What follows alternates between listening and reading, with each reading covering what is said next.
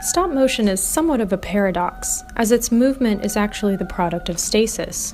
What we see on screen is the result of the animator posing and photographing the puppet one frame at a time, frame after frame after frame.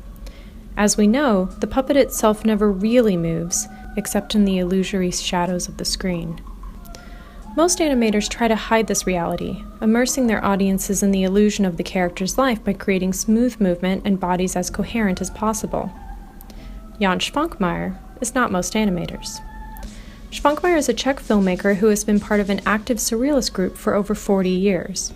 Because of his surrealist philosophy, Švankmajer frequently creates unstable bodies in his animated films, sometimes revealing the discontinuity of the stop-motion process itself.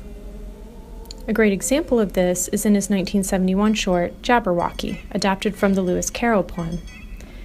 In this sequence, a doll grows inside a baby pram, with Švankmajer using a technique called replacement animation that involves creating multiple versions of the same puppet and switching them out rather than manipulating the shape of a single puppet. Animators normally make a concerted effort to make the puppets as physically consistent as possible. In this case, however, Švankmajer accomplishes the increase in size by using 11 incredibly distinct figures, most of whom we see later in the film performing autonomously.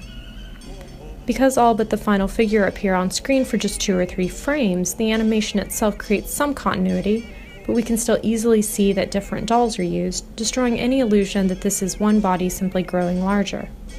What are we to make of these dolls? Do we read it as multiple iterations of one character's growth, or should we focus on the multiplicity? There are numerous possibilities for how to read the dolls, to make sense or not make sense of them, according to individual viewers' freedom of interpretation. Švankmajer takes advantage of the aggregative and disaggregative possibilities of the stop-motion medium, allowing the natural differences of these dolls to add up to a non-rational body. These kinds of ambiguities are a good illustration of concrete irrationality, a surrealist concept that takes something real and distorts it, with the intention of bending reality into subversive shapes.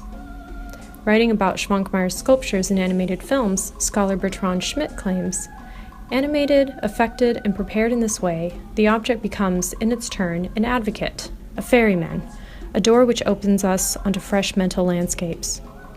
In other words, these assembled dolls such as we see in Jabberwocky are part of a surrealist effort to liberate the human spirit. We cannot take the status of any of the dolls in this film for granted because they continually slip into different kinds of bodies. Švankmajer disputes rationality by destabilizing the unity of his animated bodies, a motif he returns to repeatedly throughout his work. I'm Laura Ivins. Thank you for watching.